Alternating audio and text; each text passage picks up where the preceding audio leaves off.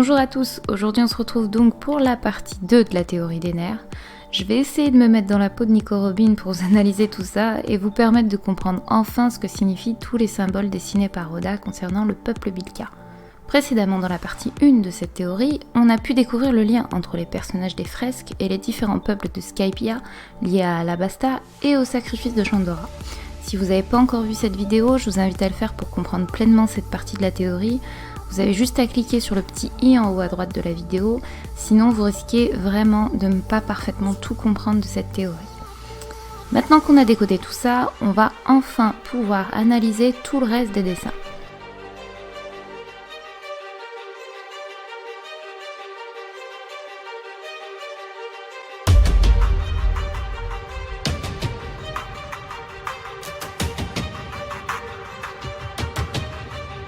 On a pu voir des symboles étranges tout au long de ces différentes images, et certains ont dû probablement se demander ce que tout cela pouvait signifier. Et la réponse pourrait se trouver ici. Chacun des symboles n'a aucunement été dessiné au hasard par Oda. Ils ont tous, et je dis bien tous, une réelle signification et proviennent d'une histoire très particulière. Pour le comprendre, il va donc falloir s'attarder plus précisément sur un seul dessin, celui de cette roue. Et cette roue va alors vous donner la clé des grands secrets de tous ces symboles, car son vrai nom est la pierre du soleil et est issue de la civilisation Mixtec.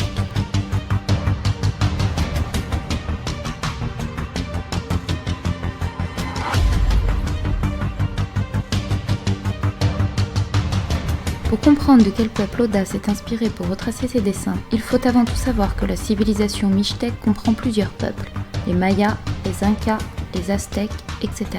Cependant, les origines de cette pierre viennent d'un peuple bien particulier nommé les Mixtecas, ou plus communément les Aztèques. L'histoire de ce peuple nous est racontée à travers ce qu'on appelle les codices.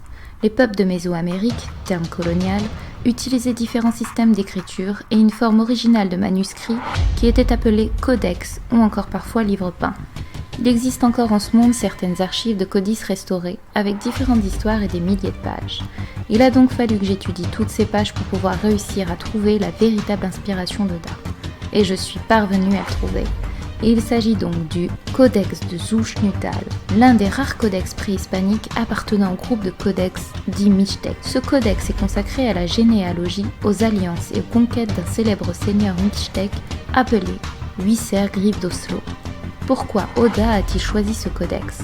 Car Huitzer Griff d'Oslo peut être aussi appelé Jaguar. Ce nom est important, car on peut le retrouver à travers un personnage très important dans One Piece. Et il s'agit bien sûr de Pedro, aussi appelé le Jaguar.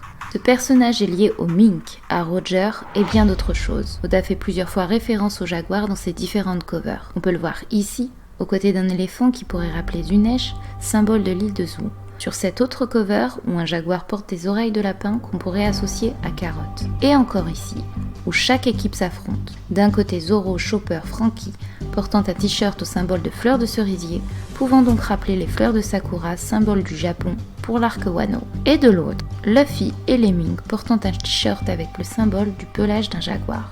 De plus, Lemming se transforme étrangement au contact de la lune. Tout comme le fait que l'histoire du peuple Bilka sur les fresques est issue de la lune.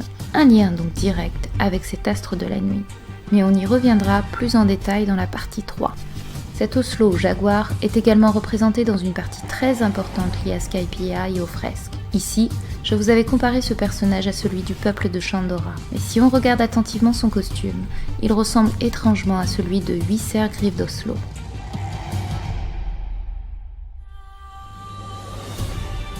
Le jaguar était un guerrier, tout comme l'oiseau, aigle, et faisait office lors des sacrifices.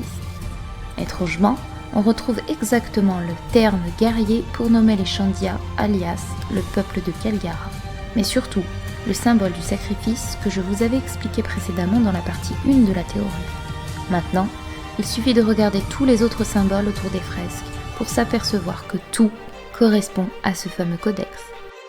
Ici, le labyrinthe des serpents.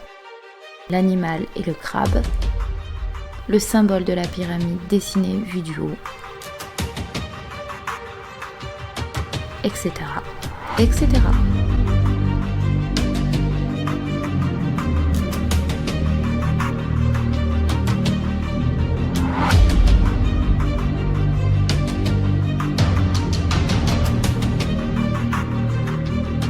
Oda a complètement représenté tous les codices aztèques sur cette page. Mais la partie la plus importante à déchiffrer se trouve ici. Souvenez-vous, quel indice m'a permis de trouver tout cela? La roue, appelée aussi la pierre du soleil. Eh bien, cette pierre va pouvoir nous faire découvrir ce qui pourrait amener la 3e grande guerre dans One Piece. La bataille ultime qui pourrait conclure le manga et nous faire comprendre l'origine des différents peuples, aussi bien des Minks, des hommes poissons ou encore des Monkeys.